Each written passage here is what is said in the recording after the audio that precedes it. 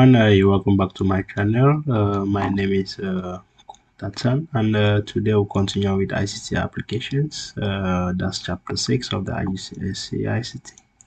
So we will continue from where we left off. I think we ended at objective, that's computer controlled systems. We already looked at that. So today we'll just continue, go straight to 6.4, and hopefully we should be able to run through the rest of the objectives of this chapter. Objective system. So we're looking at the school management systems. So in this when we talk about school management system, basically we're looking at registration and attendance records of students. You'll find questions where that like a school switch its attendance system and all those things. But now here, what you just need to understand is the fact that some schools now they've moved away from the old style of maybe keeping track of school records manually, and on most cases the schools do kind of both now, computerized systems, and then also have files kept somewhere in the school, which is also very important. So now what a school management system actually does is it's able to keep track of admission information. It can manage different areas in the school like staff, laboratory. It also can manage financial account of students, even your academic record. So students record can be accessed online by the students and even their parents or guardians, and students are also able to access their assignments, exams, and all those things on these management systems. So what makes these systems really interesting is the fact that you're able to just use magnetic stripe cards like we discussed previously to get access into the school or into the system, and automatically that keeps track of maybe your attendance or your records within the school. So when you get to school, you just swipe a card somewhere and the system picks that up. And also in some cases there's a possibility of incorporating GPS coordinate like a chip into the system, which is able to track the students location, maybe RFID chip or whatever it would be, depending on the school. So that way they can keep track and know where the students are within the school on campus. And then most importantly, biometrics could also be used in place of magnetic swipe card. That way the security is increased. Each person has a unique biometric like fingerprints, facial recognition, and those are quite more robust compared to magnetic swipe cards to take records of students. So what are some of the disadvantages and advantages of using these biometrics? That's something to look into. Fingerprints are unique, which is an advantage. ID cards could be lost, so making use of biometrics is an advantage. ID cards can also be easily cloned. They can clone your ID card and maybe use it for some crimes and the rest, and you get into trouble, whereas when you actually didn't commit that crime. And disadvantages wise, we're looking at it takes a long time to process biometrics, more expensive compared to swipe card systems, and also looking at in case of injury on the finger, it might not be recognized, so that's also some challenge there. Now still on school management system, we're looking at students performance. So this system, as I earlier mentioned, is able to also keep track of the performance of students, and some of the data commonly stored as the details of students like the date of birth, parents, class, and all those things. And then it can also keep track of your exams like test results in different subjects over the years. It can also keep track of your disciplinary behavior and records, attendance, detention, suspensions, and all those things, fee payments. Parents can access these systems, as I mentioned before, remotely to know. Maybe you left the house and say you're going to school, and you end up hanging out with your friends the whole day. So your parents can keep track of that. So they are actually very robust system being used by most schools nowadays. And then so I mean, basically it's able to keep track of all your performance, whatever the school wants it to keep track of. Such systems can incorporate that. And then the next thing we're looking at is still under school management system is computer aided learning. So basically it's making use of computer based systems as aid for teaching and student learning. So students use computers to learn. You can use it to complete tests online and then assignments also while being monitored. Like you have time tests, maybe after 10 minutes the test automatically goes off and all those things. Those are learning platforms, computer aided learning platforms, and we also have courses online. Maybe you have to take those, say you have to take a course for a week, and each lesson within the course is kind of timed and all those things. Those are computer aided learning platforms. So here you find advantages and disadvantages. I won't be going through all of them in detail. The slides are quite much, so I'll just try to I mean, you can always pause the video and read through the points so that you have a better understanding. But basically, students can learn at their own pace, which is a good thing. Lessons are usually broken into small modules, so that's a very good aspect of computer-aided learning. Nowadays, you see people sitting at home studying, and I mean, they're really good at performing well based because of this kind of splitting up of the tasks and uh, releasing it in a chronological order. And it also allows use of virtual reality, giving it a better understanding of the subject. It's also very good. And disadvantage we are looking at student can carry the student like it's difficult for them to carry out lab-based science experiment using computer aided learning. So expensive to properly integrate systems into learning environment. So that's also a challenge which is currently maybe being looked into. I mean, you can read over the other ones, and then the next objective we're looking at is online booking systems. Now, you ask yourself why online booking system and not the usual physical booking systems. The first thing is we're looking at fast response times. We can do multiple booking at a time. Files are updated immediately after booking, so those are very important aspects we need to take into consideration. So where are some areas where online booking is used? You have the travel industry source like air or bus tickets, you have theater or music events or concert, and then we're looking at the booking or purchasing of a cinema, like if you want to watch a movie also with your friends. Yeah, most of the time you can book for that online. And also looking at sport events here. So sport ones, most of the times you can people buy tickets for the whole year for football matches and all those things. So this is all done online. That's where booking systems come in handy. And now, so still, yes, we will find booking in the system in the travel industry. And one instance where how to making use of it usually require you to log onto a site. You have to fill out the desired departing or port and the final decision on the time and date you want to travel, like maybe you're booking an air ticket. You can also specify if you want just a one-way or return flight, and you can also carry out a search on those platforms to know maybe where you are going to. I mean, you can even go there for holiday ideas. So that's usually the fun thing about some of these things. And you can also talk to customer support if you need to. So virtually that there is that assistance. And also with booking system, to book for an event. So here we're looking at how you book for event. Usually it also involves you logging onto the website of that event, and then you can key in the date and the time you want to attend that event.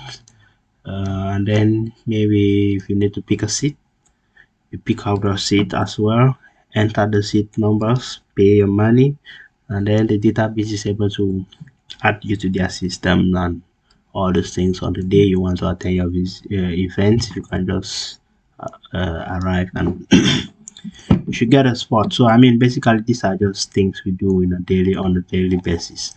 And looking at advantages and disadvantages wise, there are a number of them, but I won't be going through all of them. You can always read through them for better understanding. um Fast, we are looking at fast with immediate feedback, and booking can be done at any time of the day. So that's a nice thing. You see, if you find that places where you have to do physical booking, very often At times you go there queues, at times you go there locked and all those things. So those are some of the challenges the online booking system kind of eliminates. You can do your booking anytime, you can make an appointment anytime and all those things. So and you can also browse through the seats and select the seat you want, and at times they give you a 3D image of the whole thing, so that is really interesting compared to maybe going to do it physically. Now let's look at banking applications. In terms of banking applications, we are looking at automatic teller machines as ATMs. We are looking at electronic fund transfer, credit like debit card transaction, check clearing, internet banking. So we'll look at these different aspects. Now the first thing we want to look at is ATMs. These are one area where ICT is applied. If I believe everyone should have seen an ATM, and here is just an ATM machine. The sequence of maybe for you to withdraw money from here is to insert a card, like what is being done here, or you swipe some. You need to just swipe a card, I don't know, but once you do that, you need to enter a pin. Usually you have to enter a pin on this screen. So you select a language, insert your card, select a language. It will request for your pin. You type your pin from here, this board, and then you select options. Maybe you want to withdraw, you want to deposit, and all those things, and then you enter the amount, withdrawal, and then once you enter the amount, if you have that amount of money in your card, the machine is able to get that money for you and dispense it, and you collect your cash, and there you go. Now banking applications, still we're looking at electronic funds transfer, EFT. So first of all, what happens is basically this is a technique used by large organizations to pay its employees. So what they generally do is you just have a big bank account with a lot of money, maybe large amount of money inside, and then that bank account now is kind of splitted up into this fashion. Like the money has to, maybe if you have 50 employees, imagine a company like Google, you have like, hundreds of thousands of employees. So what they do is they split up that money in that account to different people. So at the end of the month, or whenever they want to pay the employees, or within the week, or whenever, the electronic fund transfer, which is many transfer instructions are sent, like these are basically transfer instructions that direct the bank. Like the bank has central computers for it to send money electronic from one account to another, multiple accounts. So this is commonly used, as I said, by large organizations. So what happens is money is taken from, deducted from that account according to those instructions. Maybe give A 5,000, give B 5,000, give C 10,000, and all those things. So that's how EFT actually works. Just instructions that direct the bank's central computer to disburse funds to different accounts at specific times. So it could be an instant instruction or so. And then we're also looking at electronic fund transfer at point of sale terminal. So that's EFT POS. They also operate the same way, but in this case they use credits like debit card transactions. So maybe you go to purchase something in a shop or online probably. So you make your purchase request. You kind of select where you want to purchase, enter your card details. Your bank will make the request will be made to your bank, and in the form of maybe transfer instructions, which once it's approved, the money is sent to the vendor. And also we're still looking at the advantages and disadvantages of EFTs.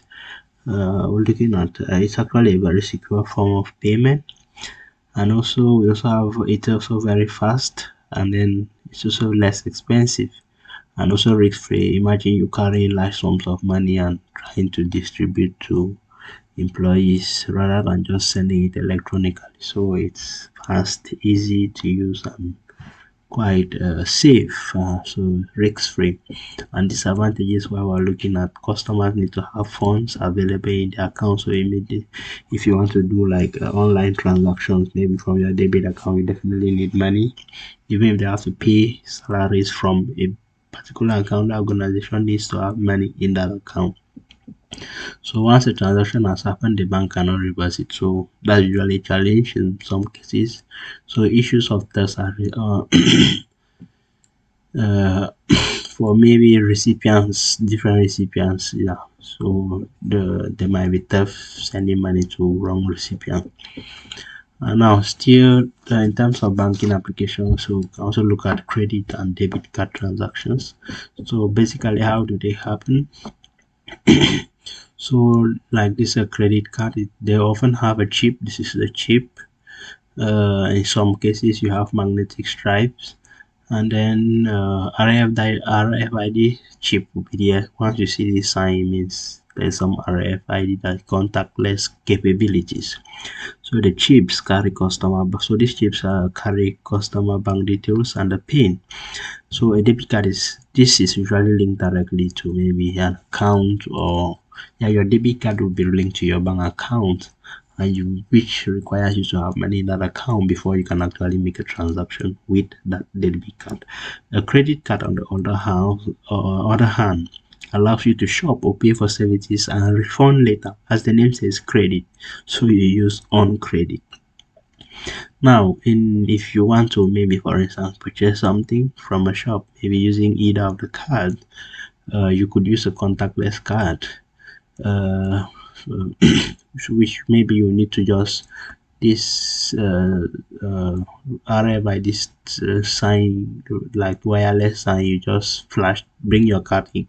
Once this kind of card reader has capability to read this, you just flash your card on it and it picks up the information and the payment goes through. But if you want a magnetic swipe, you have to swipe some cards. You are able to swipe them against the magnetic slot and the money is deducted. So, and then in some cases, you have to actually slot your card, put in your card, your PIN, and then enter before the transaction goes through. So those are just different aspects and different ways the card is used, which you need to understand. I think we've looked at this also in chapter 2. Now, still into banking applications, we also look at to purchase. How do you try to purchase something online? Maybe purchase something from a shop using your debit card. These are just some instructions or what actually happens during that purchase. You can read through this, but what I'll do is I'll use the images to explain. I think that makes things a little bit much easier. So first, what you do is maybe you get to a shop, you want to buy something, you definitely have to go with your card. Once you pick your items, what you do is you all give them your card, or you have to swipe it yourself, enter your PIN, a request is sent to your bank approves it, money is, so this is your card and all those things, your bank approves it, money is sent to the vendor and they can release your item. Basically that's what happens, and you're good to go. Now let's look at some advantages and disadvantages of debit card and credit cards. For debit cards, so we're looking at safer to carry than cash. Yeah, that's good, definitely safe. No, you have no interest charges since money is deducted directly from your account. Also, they can be used to shop online, so those are our advantages. And in terms of disadvantages, you have less the customer protections compared to credit cards. So there's some comparison there. So you have no credit allowed. You must have money before you use your debit card. And it's also risky to use debit cards online because maybe some security reasons. People have often complained of their money being stolen. Then credit cards can be used to shop online, internationally accepted method of payment, not interest charges if money is paid back within the given time. So that's a good thing about credit card, meaning you can borrow money for those who like borrowing. And disadvantages can lead to high interest rates if loan is not paid on time, has annual fees, security risks when used online. So still we have those security issues, but I mean there's usually almost everything has its own disadvantages. Now, let's look at an exam question, which is very important. So the question says the banking industry has rapidly changed over the last few years as modern technology has developed. So here you're supposed to discuss the advantages and disadvantages of using online banking rather than other banking methods to the customer. So actually, this is a question that kind of came in 2017, and it was repeated in Specimen Paper 1 of 2023. So they were kind of twisted the wordings, but it's basically the same thing they were asking. So for your advantages, why these are some possible answers: safety from physical robberies of customers. So those are advantages of using online banking rather than banking methods, other banking methods. So it saves money from journeys to and fro. So maybe you don't need to travel to and fro from the bank. You definitely, when you do that, you have to pay some transport. So it saves you from that. It reduces the number of journeys to and from the bank. You can just make a call. You can just do your deposits online. Interest rate might be much better for internet banking, and also your place 24/7. You don't want a situation where you want money in the middle of the night and the bank is closed. How do you do that? With internet banking or online banking, this is where you can always get money at any time from an ATM or different ways of doing it. Disadvantages: security concerns. So your transactions might be carried out over an unsecured network, and that's usually an issue. So you need to have reliable internet connection. So customers have need a reliable internet connection, which is also a disadvantage. More risk of farming or fishing. So people are usually online, trying to look for who to steal from. So that's a problem too. So it's also easy for you to make errors typing online and all those things. People usually do that and end up losing money. So if the internet goes off during a transaction, you might get into issues like maybe the money being sent and they say the money has not been sent and all those things, and or transactions being duplicated. Those are some issues. I mean, once you get eight marks like this, you can give 4 here and 4 here, or 5 here and 3 here, but don't do 6 and 2. Always try to balance the points. That way you can maximize your marks. Don't like give 6 and 2 here, or 7 and 1, 4 4, or maximum 5 3. Okay, now the next thing we're looking at is computers in medicine. Now the first thing area where computers are used in medicine is keeping patients and pharmacy record. So in developed countries, that's how I'll put it, they have like a centralized database where you see they keep track of patients and pharmacy records.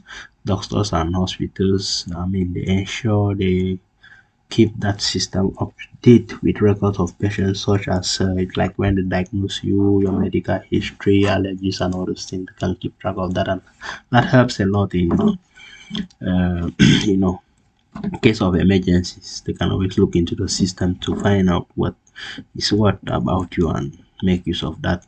And then information that is usually stored in that database include your name, address, date of birth, gender, unique identification number, medical history, and or a lot of other things, which definitely helps during uh, an emergency. So this is like someone, maybe system administrator, is store information, central location. People can access it from different location and make use of it when need be. But mind you, is this information is usually very restricted in hospitals. Only certain people can get access to it, which is also very, very important and vital. Now, another thing or area where you find ICT being used in medicine is surgical and diagnostic aids. So you find computers being used for scanning, like making CT scans, which produces an image of the internal organs like your brain. You have magnetic, that's MRI, that's magnetic resonance imaging. So those are also kind of ICT related applications. These images are able to uh, these images can be transformed into form of 3D images for prosthetics, such as like you find people around maybe had issues with their legs, or soldiers, maybe they had from war, they have issues with their arms and all those things, so they use prosthetic arms, so those kind of things to replace what has been lost. So that is how evolved the medical field has become, with the help of this kind of incorporation of ICT and other research for resources, which helps to advance medicine. So you can scan a body organ, get an image of that, try to grow a 3D version of it, and they can use it to replace the real existing one. The yeah, the lost whatever, it could be a leg or a hand. Now another thing where ICT is used is in like maybe robotics. You're looking at surgical or diagnostic aids. So there's issues times where you need high precision surgery. Most of the time they use robots to do that. And I think we've looked at this before, maybe in the earlier chapters, but basically you just use robots, they're more precise, and they can do things, but definitely they're always kind of guided by a human, like go here, and all those things, and it works perfectly well. Now, the next thing objective is expert systems. So basically, in an expert system, you have the automated system that mimic the expertise and knowledge of an expert in a particular field. So a medical diagnosis, route scheduling for delivery vehicles, detecting and diagnosing faults in cars. So those are just expert systems. You have systems that can automatically diagnose your medical condition, like these smartwatches and all those things. And then you have automated system now that you can plug to your car, and it scans the whole car and gives you a diagnosis of what is wrong with the car. So what expert system usually do is just they are developed for they are able to gather information from experts, or they use recent expert resources like research papers, textbooks, articles. So whatever they've gathered is stored in the system, and rules are made on how information is searched and how they can be accessed. So it definitely involves humans. Human knowledge is gathered, so they gather the information is stored in the it involves a knowledge base, inference engine, and interface. So at the level of the interface, a user can ask an information, it goes to the inference engine, where he can get information, and once that information is gotten, they can give replies the um, to the user. So basically, the user interacts with the system through the interface. So this is the interface. So you can ask your questions here, and most of the times it's yes or no responses. So the inference engine is it's a processing like the CPU, as we usually say, of the system. It gathers information from the user and makes inference to match the information. So the knowledge base stores knowledge about an area of expertise. So the knowledge base is like a store of all the information they've gathered, the expert system has gathered, and the inference engine just checks with the knowledge base, and then it's able to answer you, or it's able to link your information or whatever you're providing it with what they have in their system, and then make inference from that and give you maybe ideas or responses. Now, what are some advantages or disadvantages of expert systems? They offer high accuracy as a one. Then results are usually consistent, they're capable of storing vast amounts of ideas and facts, and they offer a very fast response time. So that's an advantage of expert systems. Now, users need to be trained. That's a disadvantage. So you need to be trained to make use of the such a system. Initial setup is usually costly. and they are only as good as gathered information and back. So if you feed it bad information, it will get out. So it's like garbage in, garbage out. So that's a problem with such systems. Now, that's a quick question. So the manager of a hospital has purchased an expert system to help diagnose their patient's illness. So you are supposed to name three components of an expert system. This is an easy one. These are the three components you could name. So you have inference engine, user interface, rules based, knowledge based, explanation system, and all those things. So those are possible answers. Now the next thing we're looking at is computers in the retail industry. Point of sale terminals is the first thing. So basically this is a point of POS, point of sale terminals. Shops make use of that, and shops also make use of barcodes to tag their products and for identification purposes. So to read the information of the barcode, they just scan. We looked at barcode scanners and readers before. That's chapter 2 item. Yeah. And then barcodes are made up of 4 key parts: country codes, manufacturer's code, product code, and check digits. So if you see behind a product, you should find almost all products have barcodes behind them. So the check digit is basically a validation routine which ensures no errors occur during barcode reading. Now, barcodes enable easy identification of product details as at point of sale. So once you come to this point here, they'll scan your product and it displays on the screen and the price, maybe the number, and you have like a total bill which you can later pay for using your credit card or debit card, which I have explained before. You can always read through everything and take your time to watch the video, and you should get everything out of it.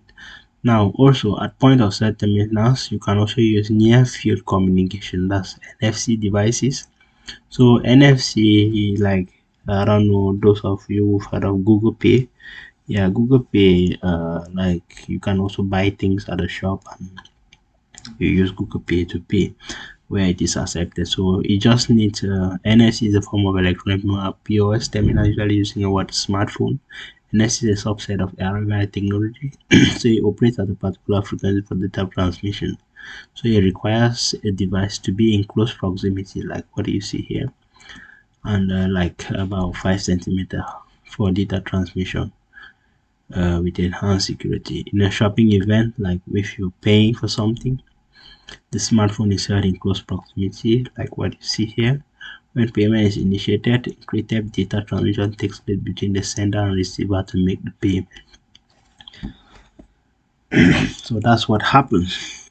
NFC payments are very secure. They use tokenization, which has continuous changing. So the data is continuously changing. So that makes NFC payments very secure. Some places you have keys like this, an access key to a house, to a door, all those kind of things. So you also use NFC. You take it in contact to the lock and it opens the door for you. And then also looking at computers in the retail industry, looking at online shopping and banking. We won't talk so much about that.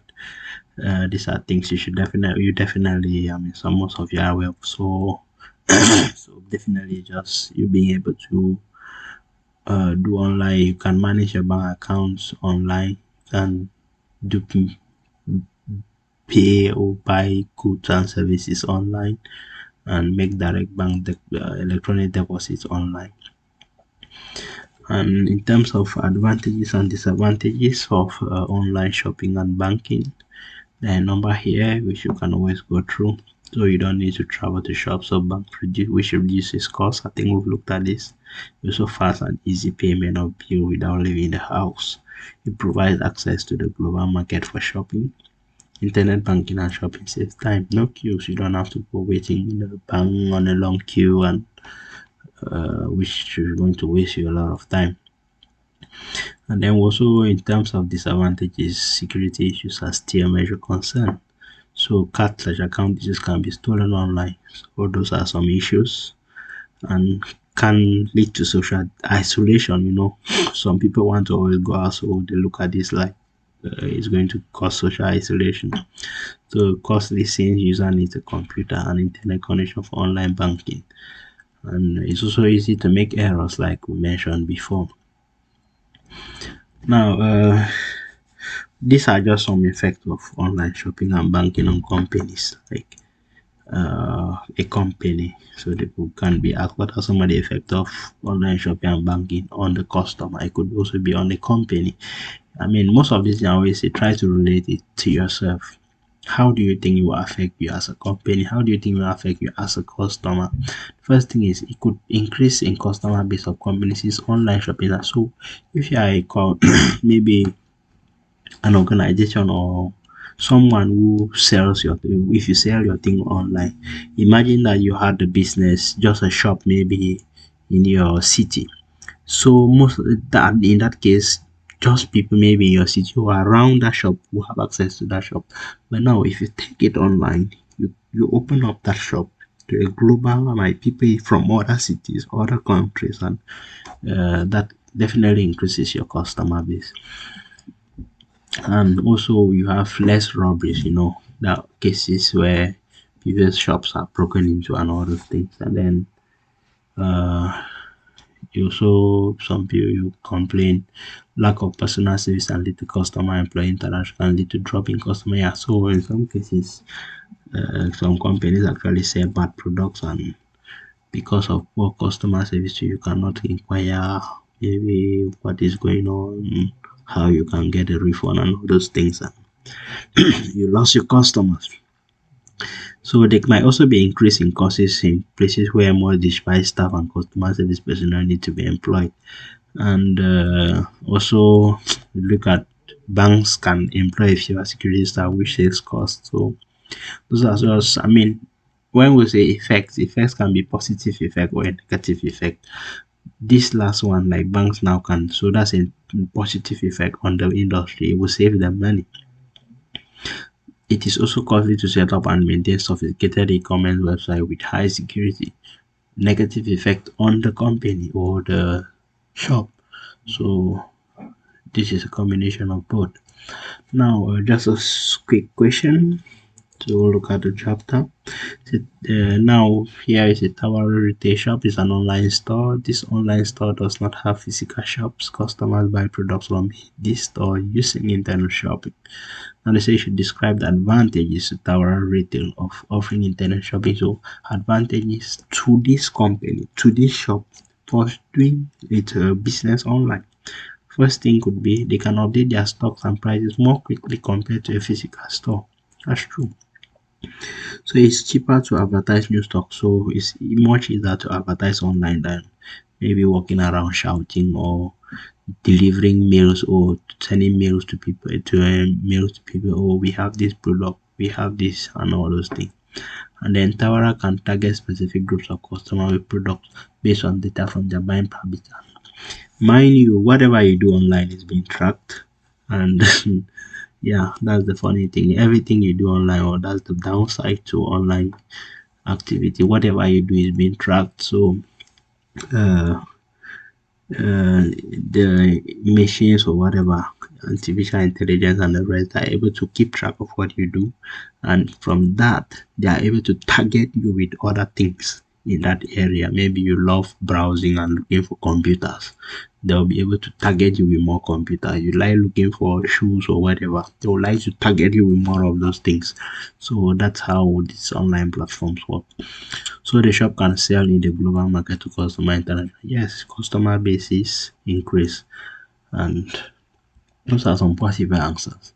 Now, the objective 10, we're looking at the recognition systems. So most of these we looked at them. So I just decided I looked at it, and it's basically the same thing in the chapter 2. So you can always go back there. I treated the NFC effectively 6.9. You can also look at that. So I'll look at the remaining ones here. So the first thing we're looking at is automatic number plate recognition system. So if you go to some countries, developed countries, you have these cameras on road. Your car is stolen, you can always keep track of that. So they are used to read number plates on cars by using images and software application. So they can also be used for vehicle speed monitoring on roads, detecting stolen vehicles and the rest. So you have this nice hidden speed trackers along the road, on the roadside. Most of the times when you are speeding, that they pick up your number plate and send you a ticket. So those are some of the uses of this kind of systems. Uh, they actually have an incorporated optical character reader, which we've seen, software which converts into a string of eligibility by software. So they capture your, so like this camera will capture this number plate, turn it into text. They'll get, there's a database stored in the system. It's able to correspond this number plate to maybe to a particular person. Maybe this car is owned by Mr. John, and maybe the son Peter took the car and drove it. So they'll send a ticket to Mr. John. It is your car. Whoever is driving it, you have to bear the consequences. So that's how the system basically, that's how they work. Now, what are some advantages of and disadvantages of the systems? I mean, yeah, you can be used to automatically monitor average speed of vehicles on highways. That's how they're able to minimize after accidents. And it saves money as it eliminates the need for security guards in car parks. So they can also use that to monitor car parks. Can be used to monitor entry and exit of cars in car parks. Used for highway taxation in various countries. And disadvantage wise, they can lead to car theft in parks where just the end is used. So these systems, they can just monitor at times, they cannot make any action. So which means there's always a need for maybe the human presence, And then there's also some people look at it as invasion of privacy. Maybe you want to go somewhere, you don't want people to know you are going there. But I mean, the system will have your information in mind. There was this movie, a person of interest. Say the system is always watching. So whatever you're doing, you are being watched. Now you have dirty number plates, may not be able to recognize. Yeah, that's true. People can intentionally do that just to make sure you don't get them. Can also differentiate between cars. It only recognizes number plates. And you must know some of these cameras are so robust that they can even capture your face. So that's also something that's good about the system. Now this is just a question, exam question. Like how is data read from an RFID chip? Basically, you need a receiver and a transmitter. That's what usually happens. So here they're saying an automatic washing machine contains a device to read RFID chips into the clothes, sewn into the clothing. When an item of clothing is placed in the washing machine, it's scanned. Describe how the data is read from the RFID chip. Now, the receiver of the washing, what happens is the receiver of the washing machine sends out radio waves to read data from the RFID chip. So that's what happens, and the chip on the cloth is able to what containing the data sends out signals containing data about them. So the receiver wants to receive data, the chip is able to send that data which is received, and that's how the reading actually takes place. And then the benefits of using this RFID technology in a washing machine is that it helps to stop wrong mixture of colored items in the machine.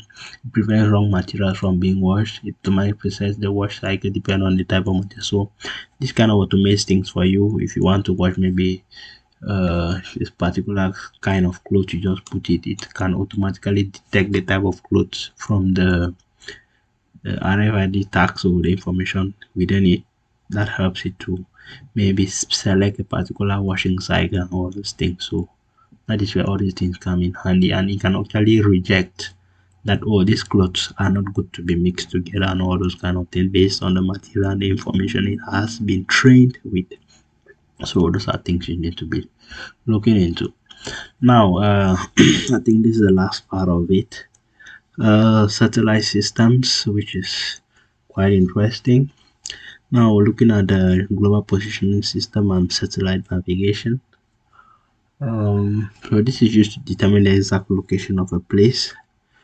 Cars, ships, aeroplanes. I don't know if you've ever been wondering how is it that you are even inside a car and then you just like, oh, I'm going from A to point C, and after that I want to go to point D. In less than some few seconds, you are able to get a roadmap from where you want to go to. It gives you the timing, how long you can take to get there. It can even show you the traffic congestion along the road and all those things. So what actually happened is satellites along like low Earth orbit, so they're just somewhere above the Earth, about 2,000 kilometers. So they are constantly orbiting the Earth continuously, and they transmit signals to the computers on the Earth's surface. So there are computers on the phone, there are computers inside the cars and other systems that are able to capture these signals.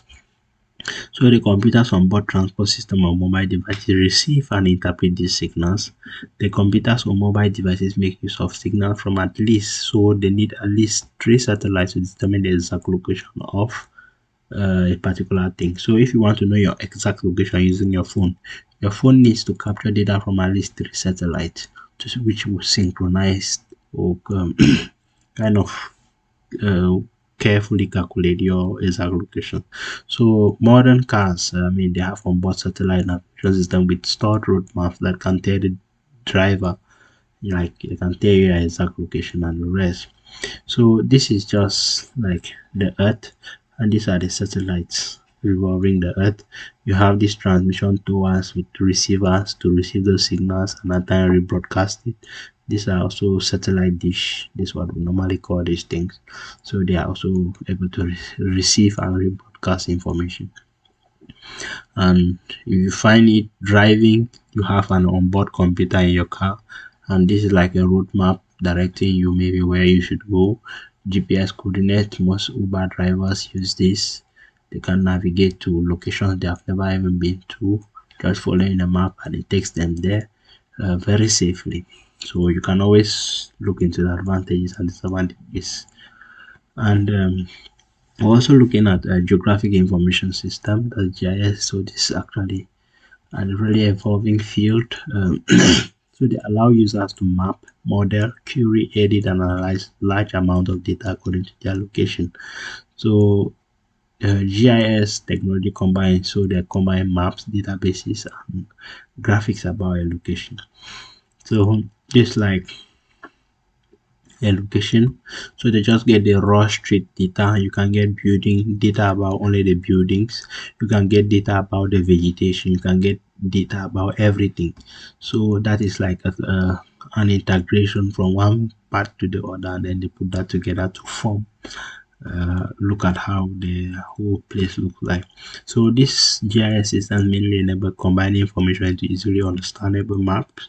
So you're also able to perform complex calculation and present results as maps, tables, or images. So they also provide the possibility for data to become studied in a comparative manner, and how to make informed decision, maybe to look at where you want to put an industry, how to redesign a town and all those things. So they are often used to send emergency personnel to a location. So they can also be used to monitor, protect animal life. So satellites can capture images of certain areas once they see maybe there is vulnerability of certain animals in certain locations. Uh, that can also be helpful through GIS to preserve animal life in those kind of things.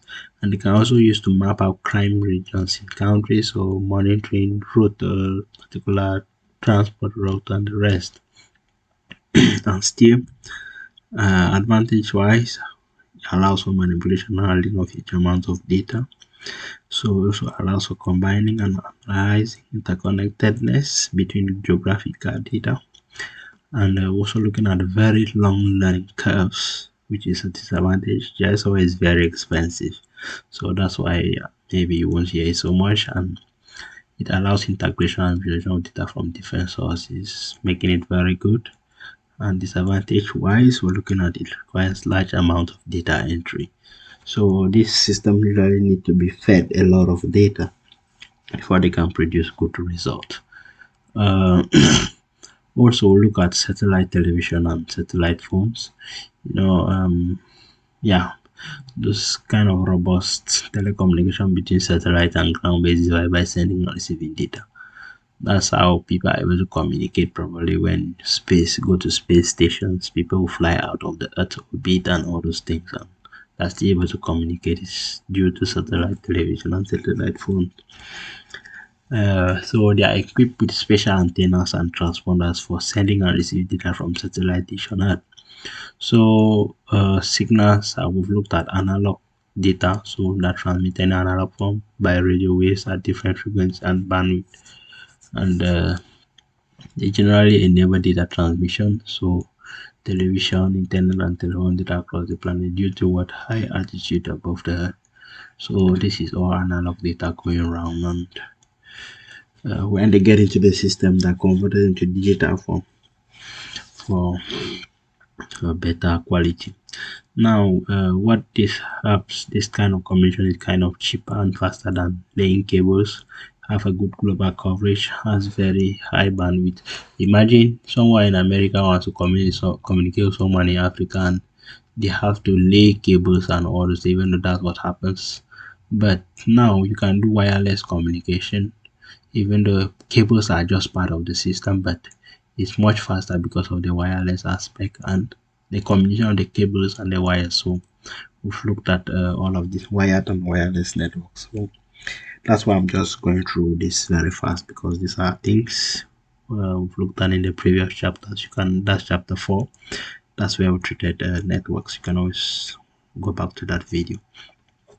Now, to round up this part of the chapter, we have this question where you're looking at a taxi company tracks the route their cars have traveled and the current location of each one of us. Well, one using a global, that's GPS. A map showing the route taken and current location of each car is displayed on the office monitor. Describe in detail how the system could work. So basically, here they are testing your understanding of how a GPS system works. So basically, the GPS software calculates the location and position of the car. You could add by using data from at least three satellites. So the data is sent to the office computer constantly. Yes, so data is continually transferred every few seconds to update the route, because the car is not stagnant. Even if it's stagnant, the data will still be sent. The computer software calculates the location of the car. The map is continually updated every few seconds. So these are some possible answers that should get you there. So that is what I have for you for this chapter, and I appreciate those who've been sending in some comments to let me know what's going on well and what is not going on well. If you have comments, feel free to send them in and see how to work on that. And hope the video is helpful, and see you in the next video. Bye bye.